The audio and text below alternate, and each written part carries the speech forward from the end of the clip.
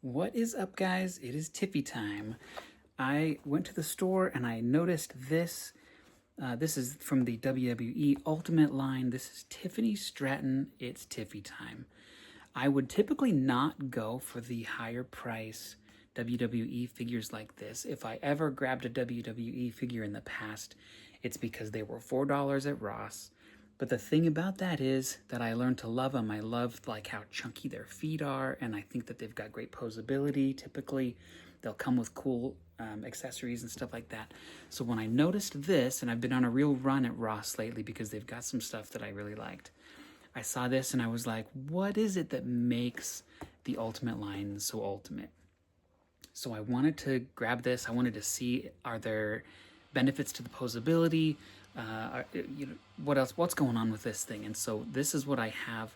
Tiffany Stratton. First off, the package is awesome. The cool window it's very distinct from the other WWE things. I think the packaging is so cool. It's got great images, a cool shot of the toy in the back. Sometimes these don't look so great that I almost grabbed another one last year, but the face, I looked at the face and I was like, oh, that's not that great. I'm not going to pay extra money for something that's not that great. But then I saw this and I was like, okay, they're finally nailing that. So I want to open this up. I want to see what it's all about, and then we'll talk. Okay, so it's the Tiffany Stratton figure, right? So I've pulled it out of the package. I had a quick look at it, and I do have a couple of things that I didn't love. There's a couple of things that I really love. So let's take a look. I first want to look at the hair. So when you get a figure, and I've got maybe a couple on my shelf over here, if you've got a long-haired figure, male or female, that's going to cause problems right away. Like if I've got a She-Hulk over here, which I do. If I have a She-Hulk right here, the immediate problem with having long hair on her is she's going to be able to look down, no problem. She is barely going to be able to look up. And I've never liked that. Here and there, you'll get a figure, if it's from like a really nice company, where the hair has some posability to it. So if I've got like a Harley Quinn, for example, and I want her to look up, and she has hinges on her pigtails, I think that's really cool. This doesn't really have that. So that's going to limit the posability of the head. She can't really look up. She can kind of look down. And actually, let me tell you, so I switched heads. The head, if I put it on completely, is going to look like it has a really short neck. This one doesn't seem to want to go on completely, if I'm honest, which is good because this is the way that it should look. She's got a nice long neck. The problem is if I put the head on the way, then it's going to look like she's got nothing there. And that's crazy. Apart from that, the other bad thing that's going on right here, she's got incredible posability in her torso. This is what I wish for pretty much every figure that I ever want to get. The problem with it is there's no stability. There's lack of stickiness. I don't even know what the term would be. Up here in this rib cage joint that she's got going on, it goes left and right. It goes forward and back. It turns around. What it does not want to do is stay in a pose. If I lean her back, she goes back. If I lean her forward, and that's not what you want. Now, maybe that's just that I got a bad figure. It's maybe a quality control issue. I think I can fix it if I open it up.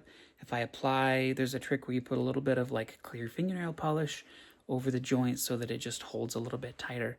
So I'm going to end up trying that. That's my only other bad piece of feedback here, because otherwise I think that this is really incredible and probably worth the price increase. The regular posability that she has, like everybody else, is right here at the shoulders and then twisting at the bicep. There's a double twist at the bicep because she can rotate at the shoulder here, or if I hold the shoulder still, she can rotate at the bicep. That's not necessary. I think one or the other would have been fine, probably up here at the shoulder. That's something they used to do in the old Toy Biz days, and when Hasbro started making Marvel Legends instead, something that they corrected and didn't put it in there as much. This one has it. I don't know why, but they do. A double joint at the elbow, And then a few extra sets of hands. I don't think I have a use for a gripping hand like that. So what I have done is I put this one on right there. More of the open gesture. It's what I like. So here's another one that I picked up the other day. The open gesture rather than even the fist, because I feel like that's more of a wrestler thing. You're ready to grab somebody and pick them up. And so that's what I did there. The other option is a couple of pointing fingers like this, and I can see wanting that for a specific type of pose up on the shelf. And then here's the first head. I'll show you out of the package what that looks like. It's not that bad. There are some of these. I looked close at a Charlotte Flair figure at one point, but I looked closely at the face, and I was like, that, not only does it not look like her, it barely looks like a human at all. So I passed that up. But I liked this one a lot, so I thought, you know what, I'm going to go in, I'm going to try that and see what it does. But the posability, let's talk about other regular joints. Right here is good. It goes out very far at the hip, and it's got the secondary joint that you see sometimes where deep inside the pelvis there's a tiny little hinge that rotates up and down just to give you a little bit more posability options.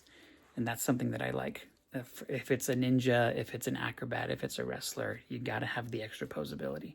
And what I'll usually point to is like an ab crunch for something like that. And this one doesn't have an ab crunch, but it does have extra posability down here at the waist, combined with what's up here at the rib cage and the pull down joint here in the pelvis. You've got a ton of crazy posability options with this. So I think that that's great. I assume the knees are double jointed. It happens underneath a knee pad, which looks funny, but I think has always worked, and I've never had a complaint about it. A little bit of rotation right here at the calf. You can point the toes just like you would hope, and then rotate at the ankle. Am I wrong about that? Hold on. I want to try to rotate at the ankle. You cannot rotate at the ankle, which is something you'd typically be able to do. But because of the thigh rotation, it essentially does the same thing. And then this is something that I haven't seen on a Hasbro figure in a little while, but you can bend the toe if you want to do a pose where like she's got 1 foot forward, 1 foot back, like that. You can bend. That's something that they don't usually give you with this line. Not with this line, because these are the Ultimate WWE figures. If it's like the Elite or some of these other ones. Is that all with the legs? I think that it is. So the other really, really cool thing that I noticed here is the posability, and I'm going to pop the head off to show. I'll pop it back on in a second. These sort of butterfly joints that they have at the shoulder right here are actually amazing, because she can put her arms really far forward, and in the front you don't notice it actually as much. As it goes to the back, this I feel like is a classic. If someone jumps off that top rope and they do like this high flying maneuver, this is exactly what a figure like this needed, where the arms can go like way far back, and it's super, super extreme. Something else maybe that they could throw in the future is you know what? The shoulder rotating up. What I typically would like to see is when your arm goes up, like your shoulder goes up. That's an extreme thing to ask in a figure that costs this much. But when you put your arms up and the shoulders are still like starting in a down position, I don't know, there's something just a little bit unnatural about that. But as far as the forward and back, I think that that's great. There's a lot of cool stuff that I'll be able to do with that. So let me put this head back on, and it doesn't snap on. You heard that? Does the other one snap on? Let me test it out. This is the default head. It's also, okay, that snapped on. So this is how it came, and you can see why I was saying with that little neck ornament that she's wearing, yeah, it's probably a combination of things that's making the neck look really short. And so I'm going to pop this back off because I prefer the face that's not smiling. Hold on. Please don't break. It does not want to come off very easy. Please don't break. Okay, good, didn't break. So what that means is I could probably push really hard and pop this one back on. The thing is, it's not going to look right. This is about how long the neck of this character should be.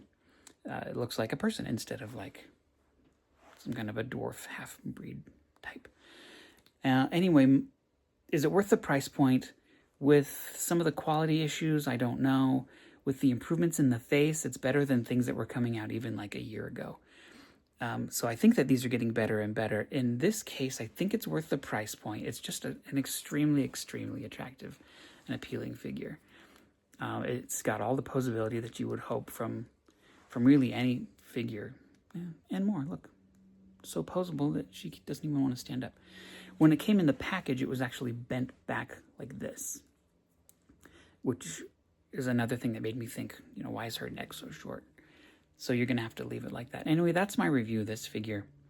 I would say that it's worth the price point. I think that it's a huge improvement. This line is one of the places. This and Marvel Legends right now are improving as far as posability and keeping it looking good while it's still able to move the way that it should. So that's what I think. If you have any questions, if you want to see any poses or want to see me look at any other figures, then just let me know in the comments. Thanks.